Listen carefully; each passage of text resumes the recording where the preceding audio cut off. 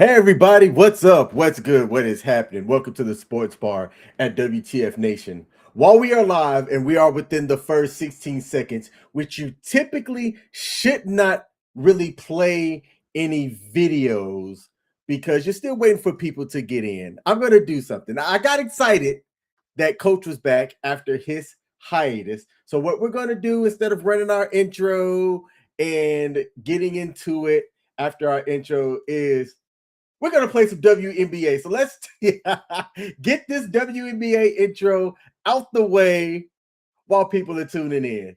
Take a listen. Angel Reese, part 3! Let's get it! I'm about to pry up! Bang! It's a breakaway freight train! Chugga, chugga, chugga, chugga, choo, choo! Bang! Don't let them disrespect you, 5! Hand down, man down! Burn! Said 1 on 3, that's me. Bang! How many 2-footers are we gonna miss? How about another one? Bang! I'm not done, she says, give me another! Bang! Oh my gosh, a heat check! Bang! And she had 8 turnovers, all in the same game! Elbow to the face, bang! Hand off to the other team, bang! Cupid shuffle on the dance floor, that's traveling! Bang! Can someone tell her that's not what being a traveling influencer is? Doing hopscotch! Bang! Does she have so many Delta Sky miles? Cause she's always traveling! Bang! Slippery, it had butter on it. Butter pecan! Bang!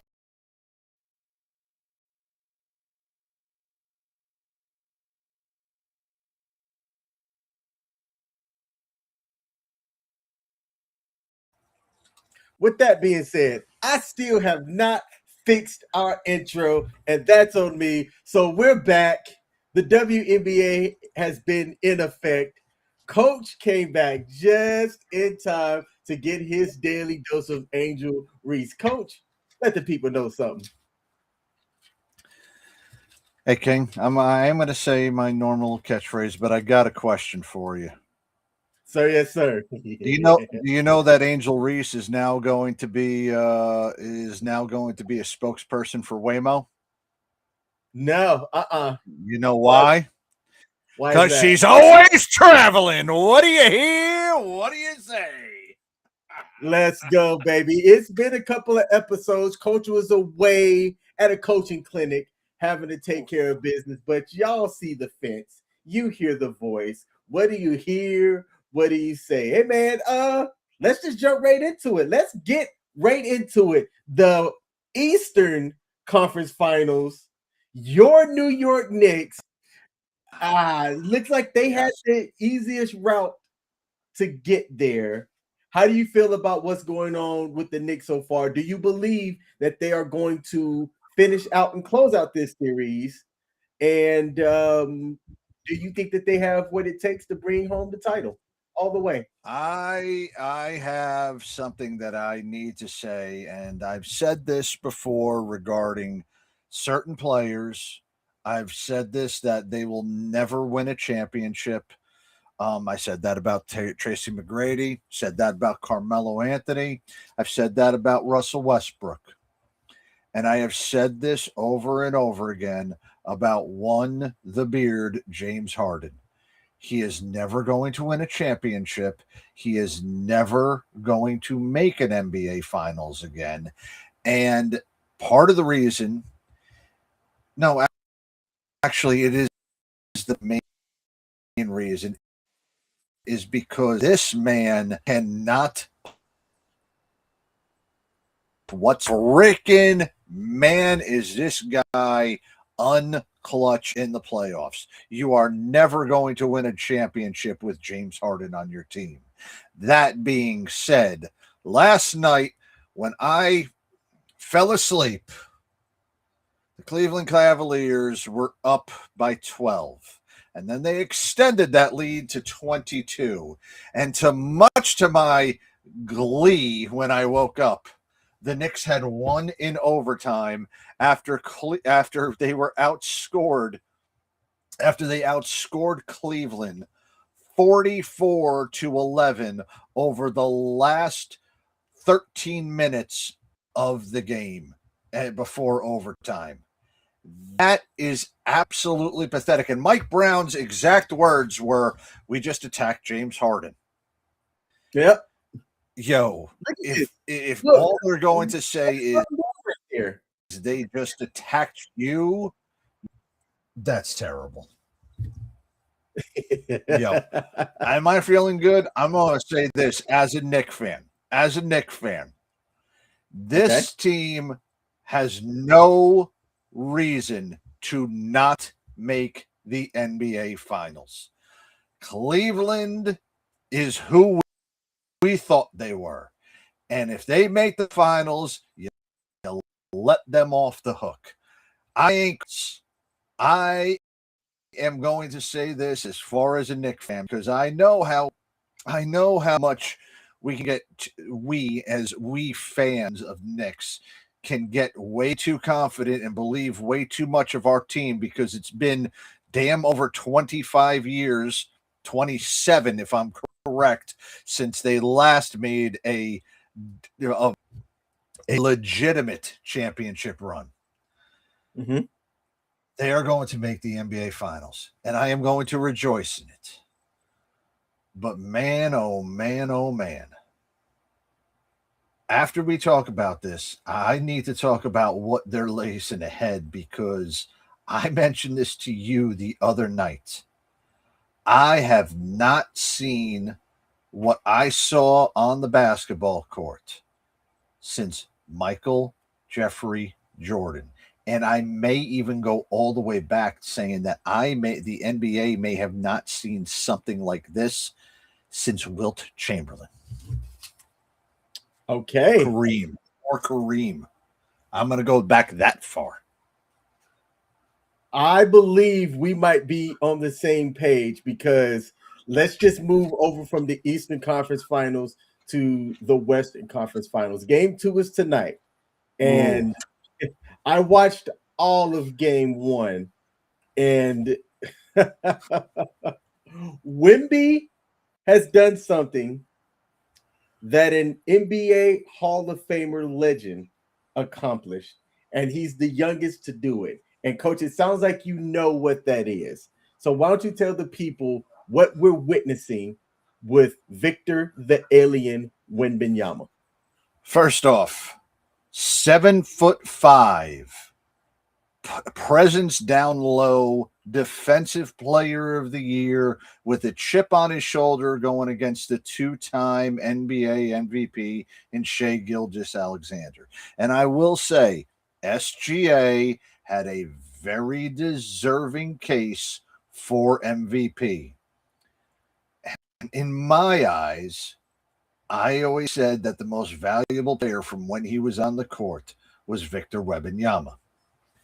In Game 1, he had 46 and 23 with I don't know how many blocks and I don't know how many assists, but I wasn't paying attention to that because I noticed something during Game 1, and you're going to notice it in Game 2. In fact, if you don't watch us for the last in 22 minutes and don't watch us for the rest of the night, I'm not going to hold that against you.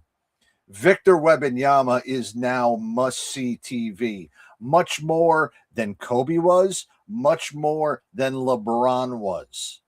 Victor Wembanyama is doing things on the basketball court and putting up stat lines right now that haven't been seen since Wilt fucking Chamberlain, Bill Russell, and Kareem Abdul-Jabbar in the 50s, 60s, and 70s during the early times of the league when they were playing against 6'5" white centers out of, Dubuque, Iowa, or wherever the hell Dubuque is from. I have not seen a player since Michael Jordan where the focus of that player on offense and on defense when he was on the court had to be taken into consideration. And I'm saying this as far as how great LeBron was, how great KD is, how great freaking all of these other players are. All right, I'm going to go Kobe, LeBron. Hell, I'm even going to bring in Shaq into this conversation. All right. I may actually say for one season or possibly 2 seasons, the only person I might have seen a glimpse of, and it wasn't as dominant, was Hakeem Olajuwon during the 93-94 season and 94-95 seasons. Even David Robinson at his best wasn't this way. I have not seen somebody whom every second of the game when he is on the court, you have to take him into consideration. Defensively, even if he's out on the 3-point line, you got to take him into consideration. When he's in the middle, I saw him I've never seen somebody block a rebound putback attempt. He did. He didn't just go for the board. He knew he wasn't going to get the board, and he stuck his hand up on the putback and blocked the damn shot. I have not seen somebody that tall shoot from that far away from the basket and have the accuracy and the no truth range like he's had. He pulled up from Steph Curry levels of threes and pulled it up with no problem. He is 7 foot motherfucking 5, a foot and 4 inches taller than Steph. He is in every way on that daggone court in almost every play, and he's making his teammates better. He is making Harper better. He's making old boy who came off the bench better. He is making his team better just by being around. And when he is off the court, you can see how the team does not react the same. All right? And look, Chet Holmgren. Look, brother, from all white guys out here, you're the only white guy who may actually have an N-word pass in the NBA. All right. But on behalf of all white guys everywhere. Look at the finish here.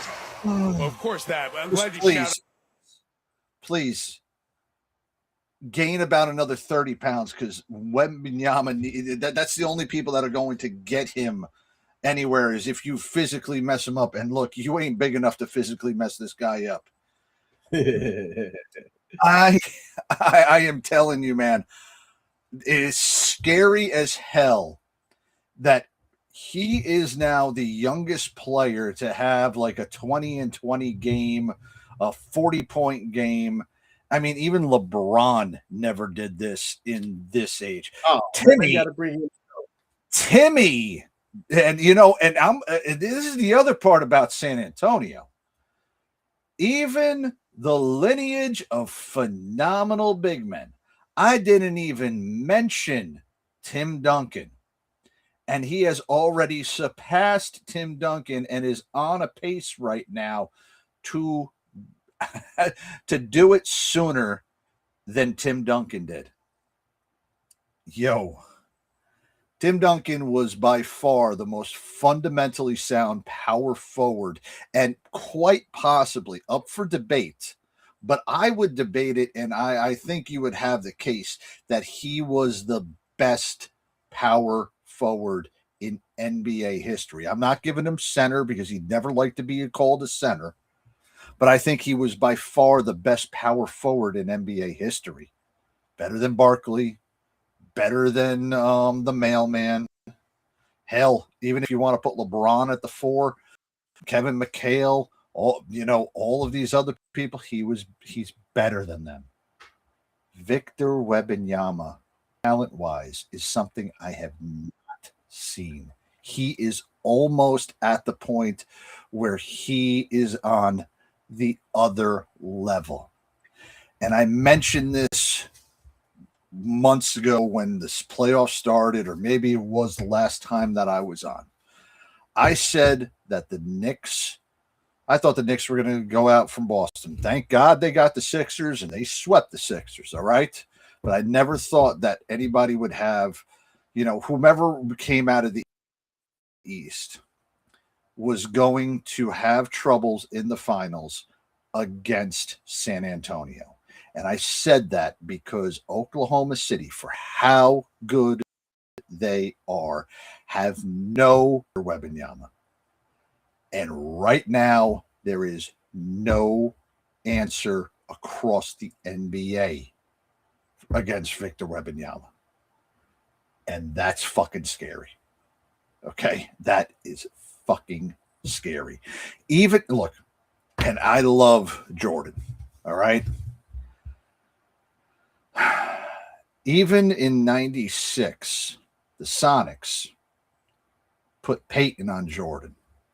And it slowed them down enough to where they won 2 games against the Bulls. All right. The Jazz never had an answer for Jordan. They were able to kind of shut down Pippen on his own. And, you know, Dennis wasn't able to go against Karl Malone, and they didn't have an answer for Stockton on the point. But nobody had an answer for Jordan. There were answers to try to slow Jordan down, and he rose above it. There is no solution. I don't know what the hell Cat's going to do against Dagon Wembanyama. I don't know what Mitchell Robinson's going to do against Victor Wembanyama. You almost need a guy like OG or freaking Hart with how fast they are able to be to guard them, and they're damn near giving up a foot on Victor Wembanyama. We may be seeing right now the birth of the next generation in the NBA. That's how good Victor Wembanyama is. And I am looking forward to seeing him later on tonight take a 2-0 series lead against Oklahoma and then go back home to San Antonio and learn whatever he can from Timmy and from David Robinson. And by the way, have you noticed that both of them have been there from this entire playoff run? Like, yep. Like David Robinson didn't even show up when Duncan, after he retired, he disappeared off the earth. You know, Tim Duncan, he grew his fucking hair so long, he's looking like me right now. Nobody recognized him. Everybody thought like he got like freaking introduced to ganja, and now all of a sudden he disappeared. No, that motherfucker's back because Victor Wembanyama is something else. All right? I have not been that excited for a ball player in quite a while. LeBron, he had to earn his keep, and look, he had to go through the rough steps. All right? And I'm not saying that Wembanyama hasn't gone through the rough steps yet, but I think Wembanyama's path is a hell of a lot clearer than LeBron's was back when he was coming into his own on the league. And we're about to see the new dawning of the NBA with Victor Wembanyama. Victor's performance and what he's doing is so out of this world that hardly anybody caught this. If you watch the entire game on X, there was the people who were live. Right before the start of the game, they gave SGA his second straight MVP trophy right before the game. And SGA went out there and went 7 of 23 from the field. So while he had 24 points and 12 assists, it was a highly inefficient game for the second straight MVP guy. Easily his worst shooting night of all of this round of playoffs, right? Wemby was that good that nobody even talked about that. Wemby was so good that nobody caught the fact that Dylan Harper, the rookie for the San Antonio Spurs, put up 24 points himself, along with 11 rebounds, 6 assists, and 7 steals. A Spurs playoff franchise record. And he's the first rookie since Magic Johnson, who you spoke about earlier, to put up a 20-10 and 5 line with 5+ steals in a playoff game. Yeah. That happened, yet there was a blip in that because of Wembanyama's 40 and 20 game. And then we'll end this series with this. The Spurs beat the Thunder 4 out of 5 times in the regular season.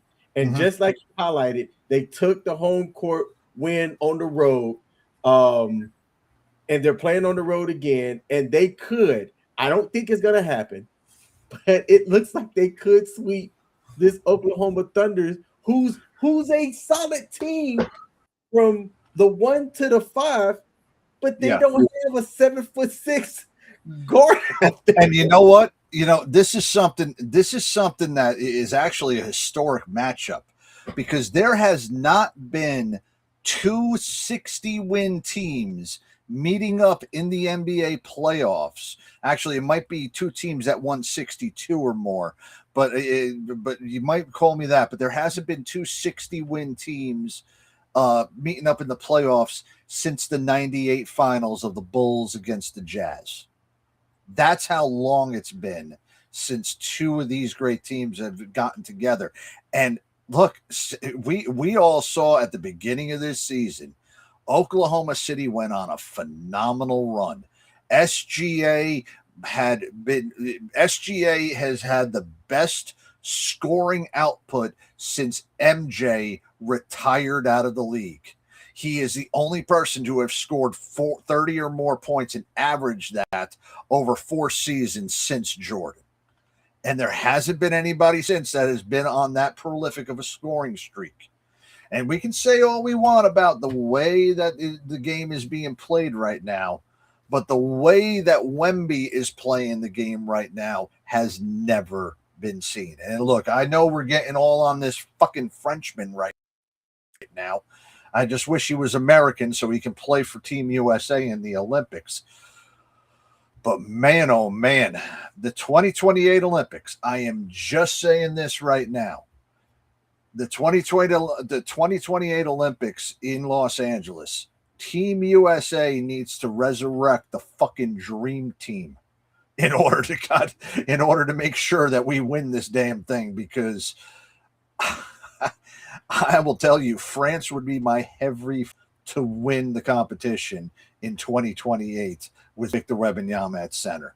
Until somebody, and I say we, as in America, can find somebody who can body him up and get him out of the paint and somehow rough him around and be that one guy, man, there's going to be problems. There is going to be loads of problems for everybody who is playing basketball.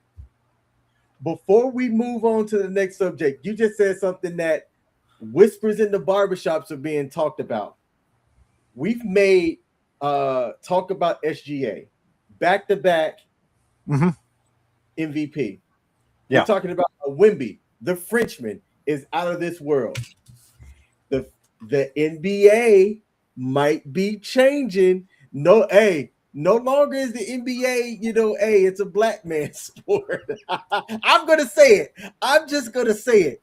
The NBA is changing. The international superstars are dominating the league right now. And when you look at the face of the NBA, besides LeBron James, and you could say Steph Curry, and Steph Curry's aging. I mean, his talent's still there, but he's aging. He's considered an OG. When you look at the young players, Luka, Wemby, SGA, the talent around the NBA started to change. So to all the brothers out there, y'all better step it up. Boozer, old boy from Panchero, from frickin' from Orlando, Cade Cunningham. You guys gotta, there's some people that's got to step up. You know what's here? Here's the great part, and I am going to bring this up regarding parity. All right, and in a way, we could have some type of parity if Oklahoma City does find a way to stop Wembanyama and make it to the NBA championship. They have the opportunity to be the first repeat champion since the 2018 Golden State Warriors. 2018 is also the last time an American player won the NBA MVP. Giannis went back-to-back. You had Jokic, Embiid, some other person, and then SGA twice. This is now what the international has become. After Embiid, it was Jokic again. So Jokic won it 3 times, right? Yeah. Jokic is a 3-time MVP. I forgot about that. He did win back-to-back, and he did win, Giannis won back-to-back, Embiid, Jokic, then SGA. Look, we are having the NBA has become a world game. And I'm glad that it's become a world game, but USA, there's going to be a reckoning in 2028, and I am not ready for that. I don't. And you know who will not be? And you know who will not be ready for that? The fucking president. This is true. That's the last person I need to comment on any type of sports. Is that fucking dickhead? Let's get over to the other sport that's in their playoff mode right now. The Final Four is set for the NHL. Let me get over here to where I can share the screen. We've got one game kicking off right now. Screen share. Here we go. Stanley Cup playoffs. We've got the Avalanche against the Golden Knights, a 1-versus-1 matchup, and the Canadiens versus the Hurricanes. And out of the Western Conference Finals, the money's on the Avalanche squad, but the Golden Knights are the team that has a lot of buzz going into the Western Conference. No, and you're right about that, because the Knights just won the Stanley Cup a couple of years ago. In their first year in existence, they ended up going to the Stanley Cup Finals. They've got some pedigree and they've got some experience on that team. But Colorado was also the President's Trophy winner out of the West. That means they had the best record in the league, and they have been on a course this year to make it to the finals. The great part about the NHL is that from season to season, a team can get hot and a team can add players and look like they're going to go well and then have a great one-year run. And this year it does look like Colorado is going to do that. It will be interesting to see what Vegas, with their experience on there, but I don't see them upsetting Colorado. I do see that Colorado might take 5 or 6 games, but they'll make it and they'll move on to the Stanley Cup Finals. Oh, and here comes my homer pick. They will be going up against the Carolina Hurricanes. Oh, yes, they will.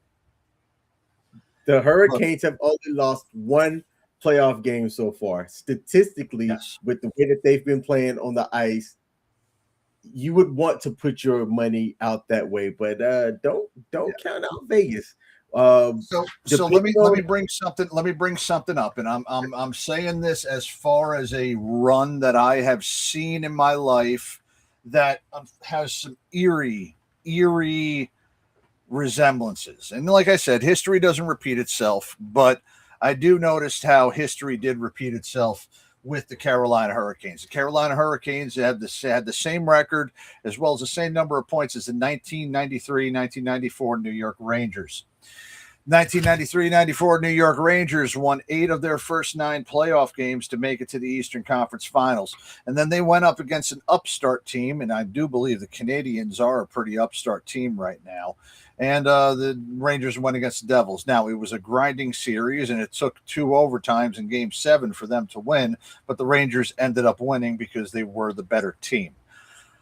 I have heard way too much stuff about Carolina on my local news, in my local radio, and people, oh, God almighty. Look, I used to call this Modell syndrome, all right? And if any of you know what Modell's is, gotta go to Mo's. I kind of miss that place. But Modell's is a sporting goods store where they used to sell all the jerseys for all the local teams in New York. And I called it Modell syndrome because if a team got hot, all of a sudden you started seeing people buying their jerseys, wearing their jerseys out, representing them. They didn't do anything during the regular season, but now they're getting on this magical championship run. And, you know, people are now talking about them and putting their gear on and doing all this other stuff.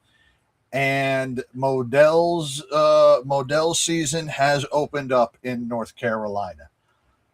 The Hurricanes are the talk of the town, and the Hurricanes are talking about the Stanley Cup, which they have not been to since the 2005-2006 season or the 2004-2005 season. Don't remember which one it was. All I do know is that it was the year after the NHL completely freaking, it was a year after the NHL missed the entire season and canceled the entire season. And the Hurricanes came back and won the cup in that first year. I want to say it was 06. It was 2006. You are correct. So it's been 20 years. And look, and I'm talking about Carolina because there are like 4 different sides of Carolina, all right?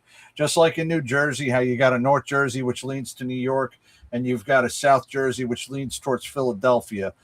North Carolina's kind of got 4 sections, and I'm in that area where all the Hurricanes fans really are. Charlotte really doesn't give a shit about it, and anything over into the mountains, they're kind of like their own people. And I will say anything on the coast of North Carolina, I'm not going to go as far as east of 95, but halfway in between 95 and the coast, that whole coastal area is kind of like its own freaking area right there where they don't give a shit about any of the teams. So I will say that in this area where we are very Canes heavy, Modell's season is upon us, and that is all everybody cares about. And I'm going to get swept up into this because I can't deny it. I cannot deny it. From what I saw them do against the Rangers, what I saw them do against the Devils, I don't give a fuck what they did against the Islanders. That's the only team I don't give a shit about. But what I've seen them do throughout the Eastern Conference has got me believing that they are going to do well against. Here's a fun fact for you. It's been now 33 years since a Canadian team has won the Stanley Cup. Do you know who that Canadian team was? Yes, it was the Montreal Canadiens. Yeah. I hate to say this, it's gonna be 34 years, my man. It's gonna be 34 years.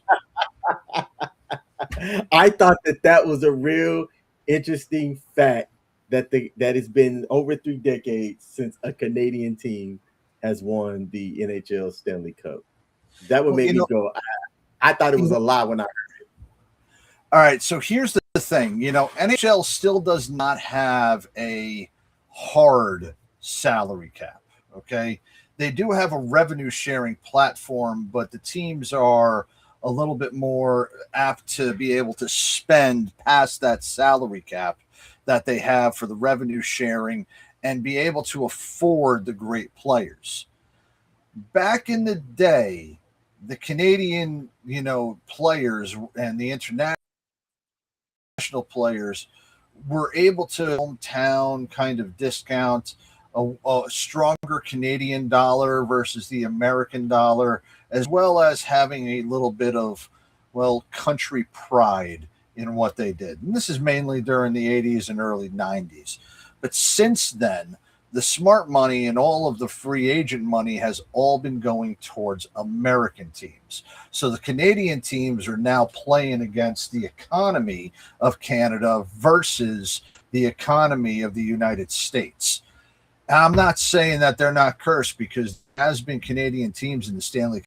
There have finals since then. Talent has been playing professionally in the United States versus playing in their home country of Canada.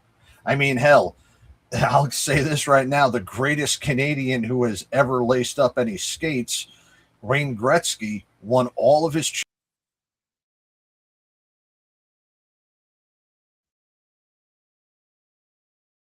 I believe coach's signal went bad.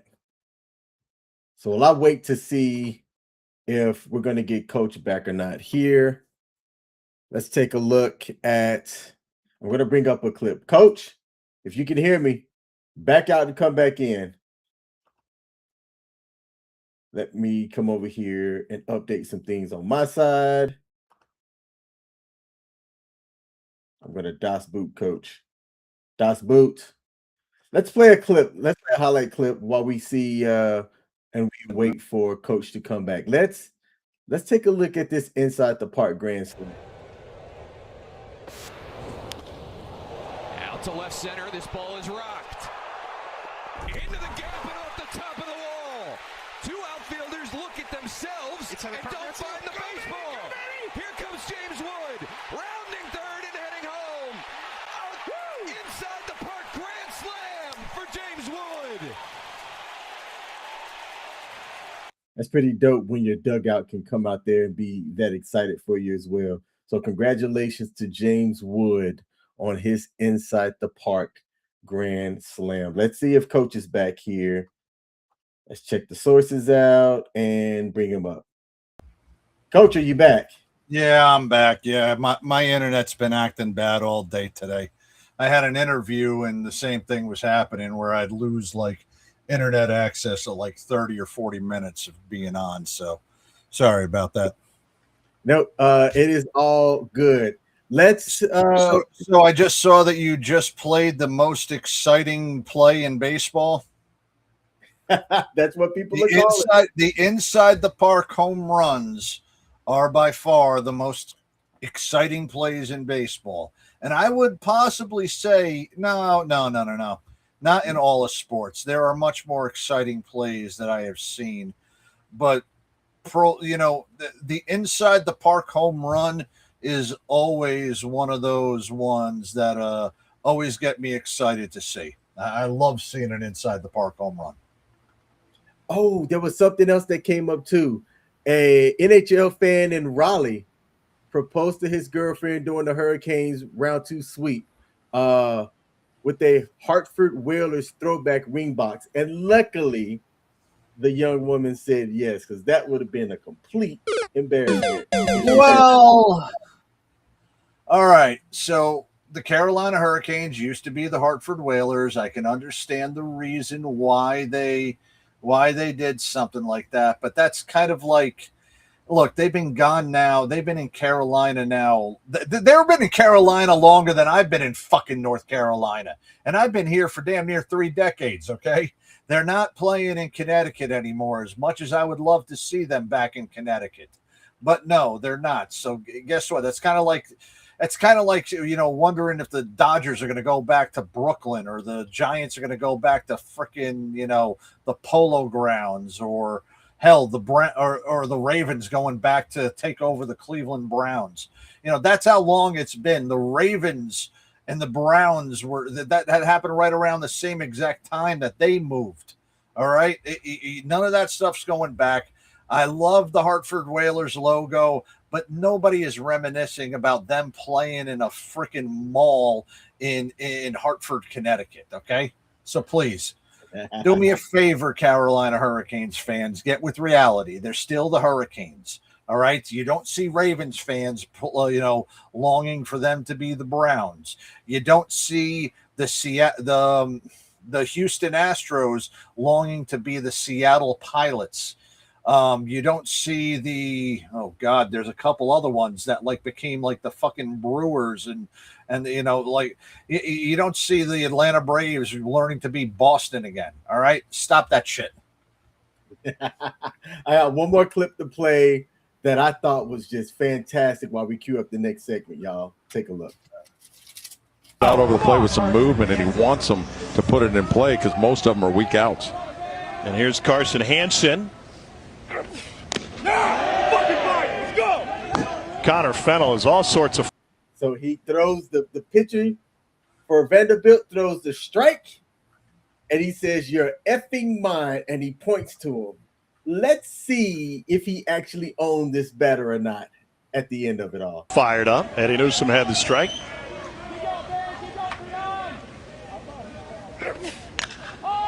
And a pop-up and a ball carrying deep left field. Holcomb all the way at the wall. It's gone. Opposite field home run, Carson Hansen.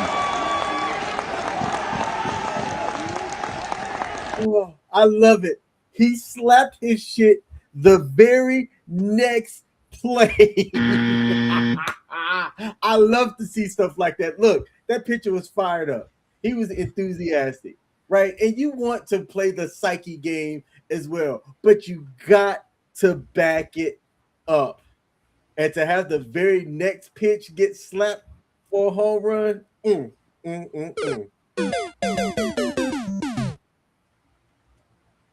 That pains me to see that pitcher get slapped like that. I mean, look, I grew up. I have 2 pitchers in my family. And look, I will say that, one of the exciting plays I see was when one of my brothers got pissed off and started talking shit to the batter and then ended up just blowing heat right past him. Oh, I mean, that was just the baseball me just freaking, oh God, I'm cringing right now for that fucking dude. I really am cringing right now for that batter. Feel fucking bad for him. Much in the same way how I feel bad for my younger brother, who's a drunk alcoholic and a racist piece of shit. And he was getting lit up like that after he was talking shit to some of the batters. So, yeah. Sorry, dude. I will never forget this moment. I was at a football game in which the team that was on offense was down 4 points and they needed like 60 yards to score. And there was like 10 seconds left on the play. The team on offense snaps, bombs it deep, and the cornerback knocked the ball down. And he thought he had the game knocked down where he started immediately talking cash shit. He was like, I'm the man. I'm the effing man. Y'all shouldn't have tried me with that bullshit. I'm that dude. But he wasn't saying dude. He was saying a different word I'm not going to say on air. He was like, I'm that dude. I'm that dude. And what he didn't realize was there was 1 second left. And the team on offense threw it right back to his side the very next play. He got mossed. And the team on offense scored the touchdown. And the guy that caught it immediately said, what that do that now? What that do that now? And the whole sideline erupted, man. I absolutely love it. I like moments like that. I like moments where people get fired up because they just made a play and things like that. But save your fired up-itness for when you actually close them out on a strikeout or you finish the game with 00 left on the timer. I can understand the reasoning why that was said that because, he's up for the challenge. He's trying to rise up against him. He's trying to psych himself up for it. God damn, did that fucking hurt me seeing that guy just get that way. That hit a little bit too home for me, man. Yes, sir. We got 2 more topics here to talk about. Then we're going to close out. Let's move over to MLB. Aaron Judge. Aaron Judge is on a home run pace that has never been reached. Well, I don't know. He did reach that in 2021 or 2022. Excuse me. Earlier in this week, he had back-to-back homers. Right now, his team is surging. Do you think that Aaron Judge is going to break his own home run record this season? And if he does, would this season go down as the greatest pure power season ever? Okay. No, let's not get ahead of ourselves. And this is a different Aaron Judge than what I have seen. Ooh. All right. In the year of 2022, when he did break his record, all right, he was batting a hell of a lot better than he was right now. He's hitting 261, all right?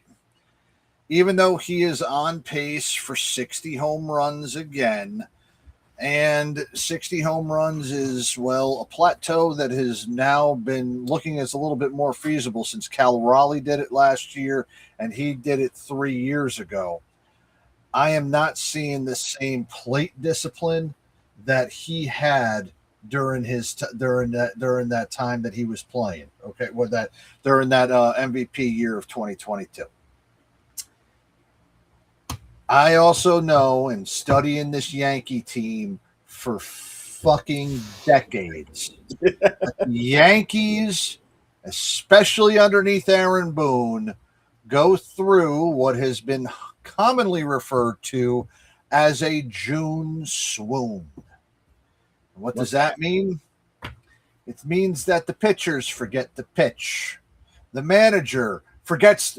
No, the manager remembers he's Aaron fucking Boone, and he fucks up every goddamn lineup.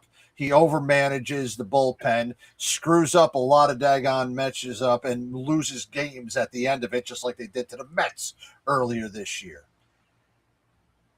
One or two players are able to carry the team.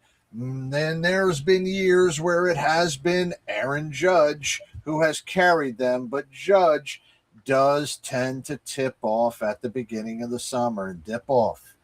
Then he gets himself back right around August, right around or July, right around the time that the trade deadline's at, where they don't trade for anybody to protect him in the order or get on base in front of him, but they do trade for pitching that ends up fucking them somehow in the off season. Then by the time August goes around, he goes back onto another hot streak. And next thing you know, he's in mid-40s to low 50s once September arrives. Now, once September arrives and he has been carrying that team to another over 500 record, if he stays healthy, he starts dipping again. In fact, he will either start dipping or they will utilize him so often to try to reach a home run that he becomes a home run or nothing player, completely messing up his swing and dropping that batting average to a full 20 to 30 points lower than what it was at the beginning of the fucking month. Then October rolls around, and Aaron Boone remembers again that he is Aaron Boone. And regardless of who is on that team and what positions that they will play, they will never be put into a position where they will be successful. They will always be put into a position where Aaron Judge has to carry everybody, and the immense load of carrying everybody causes him to go for 1 for 18 within a playoff series. It causes Ben Rice to remember that he is on a cooker and that nobody likes overcooked rice. And regardless of how much pitching help comes in this season, with a returning Rodon and Garrett Cole hopefully coming back, the pitching will not match up great against any of the opponents for this year. And then again, I will be coming back on here in October. In fact, I will actually say that during the World Series this year, I will not be on because I will be taking a vacation in Pennsylvania again during the last week of October. And I sure as fuck hope that the New York Yankees are not in the World Series, because I don't want to be spending my nights watching the World Series and getting pissed off that Aaron Boone fucked up another decision again, and I have no place to vent about how fucking stupid Aaron fucking Boone is as the manager of the New York Yankees. So, do I think Aaron Judge is on a pace to do well? Yes. Aaron Judge is a once-in-a-lifetime player. Do I also feel that the LA Dodgers are going to pull their head out of their ass and Shohei Ohtani is going to turn back into the Shohei Ohtani that we know of? Yes, I do. But I also know that this season was going to be the season that will break Major League Baseball. I mentioned this earlier this season, and I am mentioning this again. It's not going to matter come October because the Dodgers have way too many weapons to not three-peat as champions. And if they don't three-peat as champions, they will be as bad as the 73-9 Golden State Warriors not winning a championship that year. That's how big of a disappointment it will be. And if the Dodgers do end up winning, it will highlight all that is wrong with Major League Baseball, where the top team that wins the World Series 3 years in a row has a higher payroll than the bottom 7 teams combined. And by the way, New York Mets, I'm glad that you're in last place. Go suck my ass.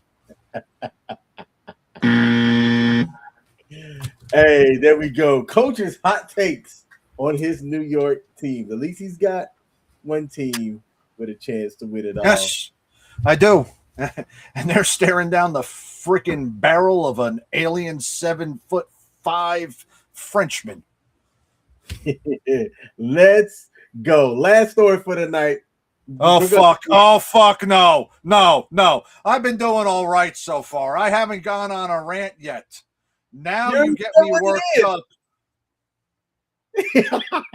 You thought we were going to go WNBA? Are we going to? It's in the fucking title of our show.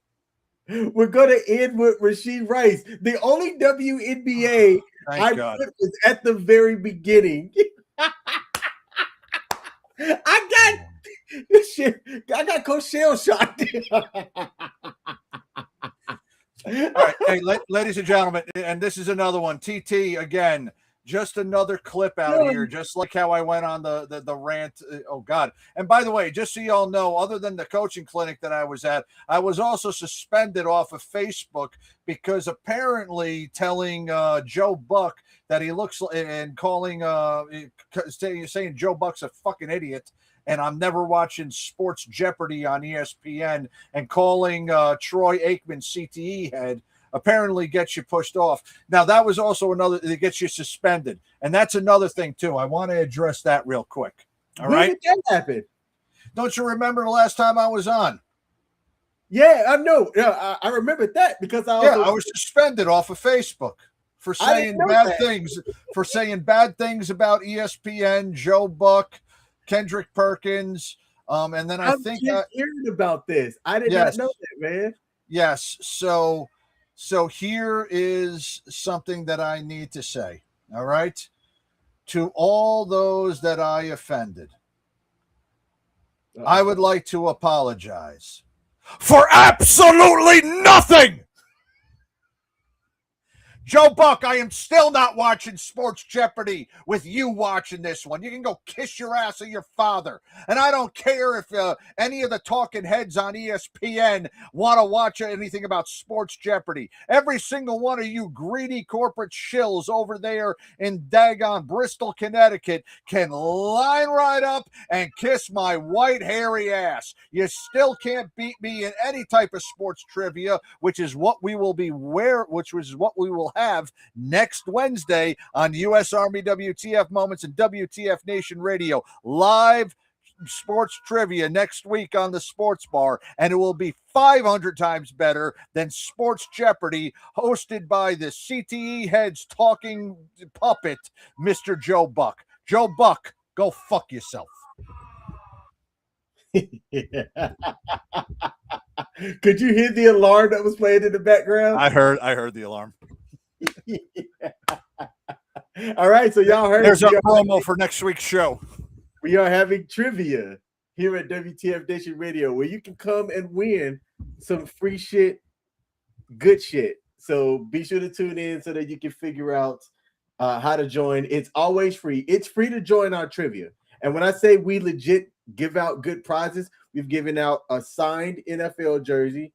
We've given out Starbucks gift cards. We've given out Amazon gift cards. I think at one point I've just Venmo'd people. So tune in to the Sports Bar at WTF Nation Radio. Ensure you're also following the Sports Bar USA on WTF Nation Radio's Facebook page. Link is in the description so that you can get all of the up-to-minute updates on how we're running that.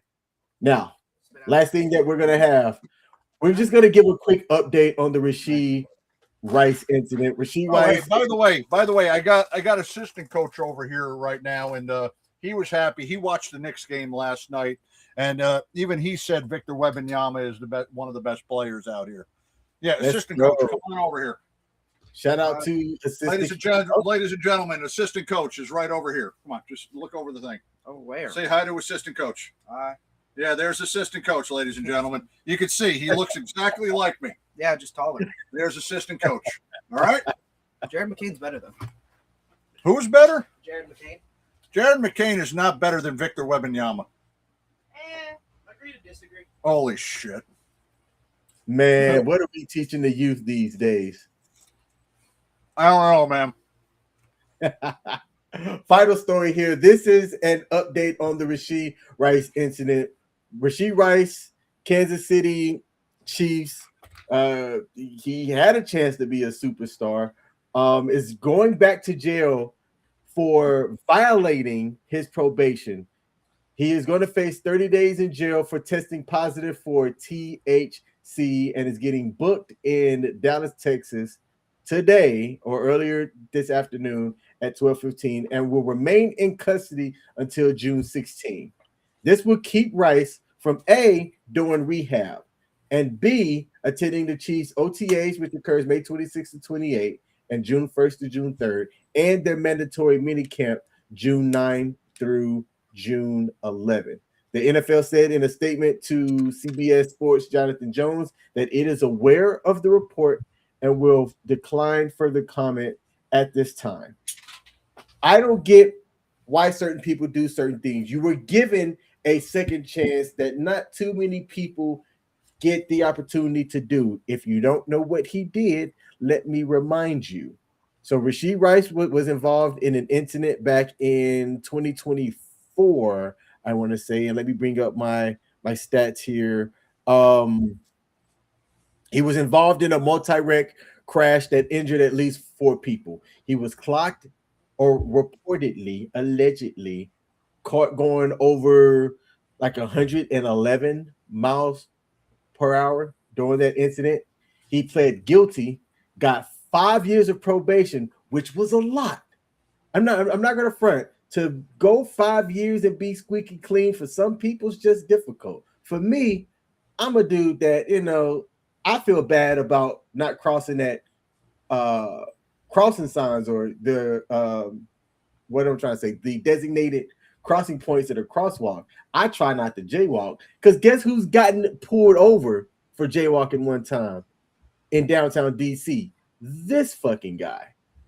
All right. But when you are an NFL level talent, you did something so stupid like going on a high-speed car crash and you only got 5 years of probation, you need to be walking the straight and narrow, making sure that you're not ingesting anything that is testable that could get you put in jail so that you have the opportunity to do something that less than 2% of the people that play the sport get the opportunity to do, and that's play at the highest level and make life-changing money doing it. So to Rashee Rice, nobody feels bad for you, man.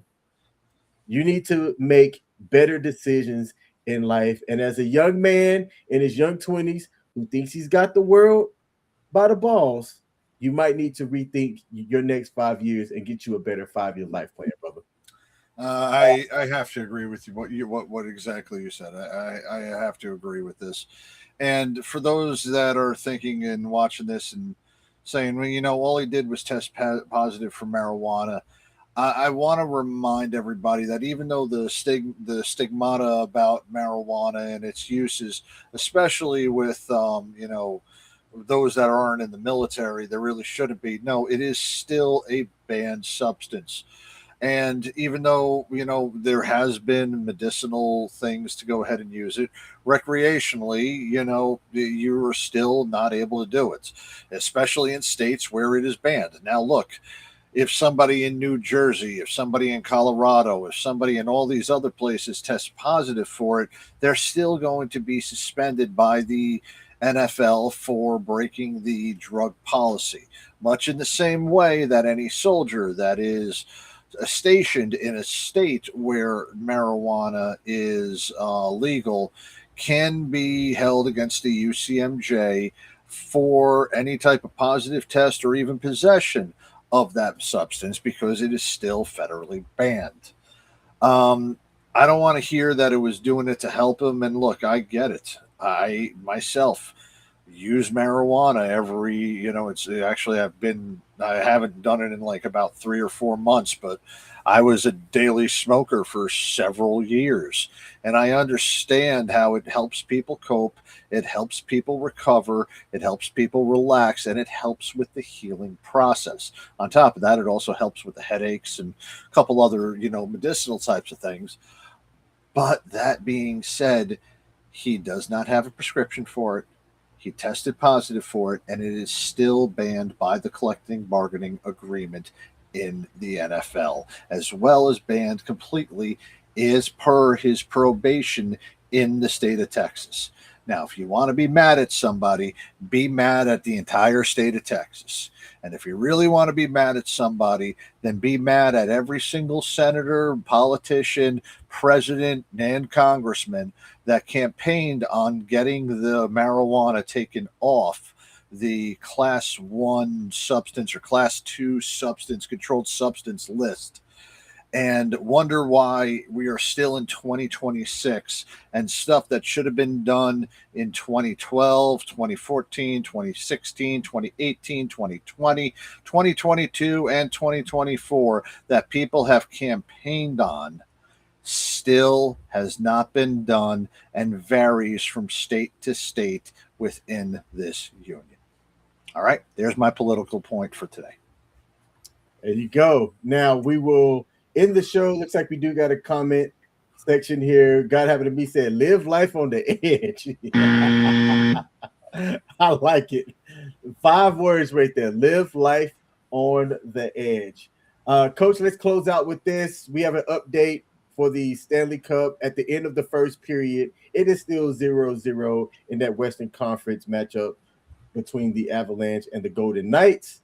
And the San Antonio Spurs are leading the OKC Thunder by 3, still in the first quarter. There's a lot of basketball left to be played over there. Victor Wembanyama in 5 minutes has 3 points, 1 rebound, and 1 turnover. Going over to OKC. How many blocks does he have? No blocks. There's only one recorded block in the game, and that was by Keldon Johnson off of the bench for San Antonio. Okay. Hey, do you know how many blocks Angel Reese had in her game on Sunday? No, how many? She had 0, but do you know how many times she was blocked? Oh, 5. Like 5. 6. Yep, at least 5 or 6. Man, I'm going to say this about Angel Reese.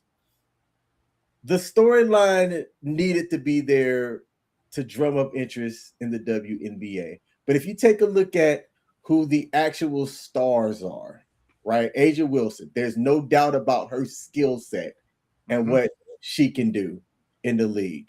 Caitlin Clark, when she's not hurt, dominant, right? Angel Reese, I don't think put fear into people. And when you look at how quick she got traded within the first couple of years on her team, that tells you that they didn't really see value in keeping her. Nobody saw value in keeping her. And the only people that came to her defense are a bunch of simps. That's the sad part about this. Look, the WNBA still is an absolute mess, regardless of who is there. Sophie Cunningham can go ahead and show off her, her round behind to absolutely everybody, and nobody's going to care about it, okay? It's not going to change the perception that a lot of us have about the WNBA. Angel Reese is going to talk about how great she is and put up a triple single. All right, that's how bad it was. She pulled up a triple single, 9 points, 8 rebounds, 8 turnovers. That's a triple single right there in any book. It's going to be a laughingstock when you draft the girlfriend of your best player, like what was her name? Paige Buchers. How the hell was she not? How was she asked about the relationship she has with the girlfriend whom her team drafted with the first round pick? That shit doesn't happen in the NBA or any other daggone thing within the freaking within the daggone what's it called? Within any other professional sports. And somebody talked about this and said this is funniest word I ever heard in my life. I thought I knew everything I knew there was about lesbians on the internet. And then the WNBA did this. All right. I mean, look, we cannot take the WNBA seriously. The fact that the WNBA is even on the damn title of this show is just showing about how ridiculous it was. And I would rather be worrying and reporting about Chinese ping pong and, the way that the ping pong balls are coming out of places that they shouldn't be than reporting about Angel Reese and her me bounds and her butter pecan bang. Okay. Hey, Coach, guess what? What? I got you to talk about the WNBA. You could have let it go. You could have let it go. No, hold on. I did not talk anything about the WNBA. I did not talk about anything on the court in a positive manner. Every bit of anything that I watch about the WNBA comes from two sources. One is Stat Stuffer. All right. That's one. And number two is daggone TikTok reels from the sports betting people to see if she's going to miss the first shot in her game. And by the way, to K-Mill, who keeps trying to go ahead and simp for the WNBA players, saying, oh, there's these two nerds sitting around trying to find if she's going to hit a basket in a professional game, and they cannot play this. I will tell you this right now, and I will go on record of this. A 50-year-old former Division III basketball player who's got busted knees, busted ankles, and still can have an outside shot would beat Angel Reese one-on-one 11-6. And of those 6 points Angel Reese will score, 4 of them will be on her own me bounds. I'm just saying, I didn't bring up Paige in this conversation. No, I saw that video earlier, and I was like, it started off with the guy saying, and I thought I knew everything about lesbians on the internet, and then the WNBA does this. That's by far one of the best lines I can see to a TikTok reel I have ever seen in my life. I thought I knew all about lesbians on the internet, and then the WNBA did this. All right, y'all. I'm King. That's Coach. We are the Sports Bar, WTF Nation Radio. We're out. Go Knicks!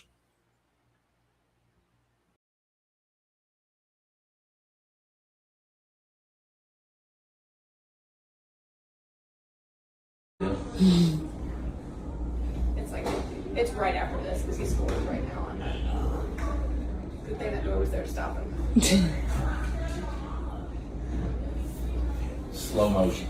In slow motion. Yeah, you should slow it down and really put it in slow motion. Oh my God. Sequels. And you just dropped down. Now you guys zoom out so you can see her go to.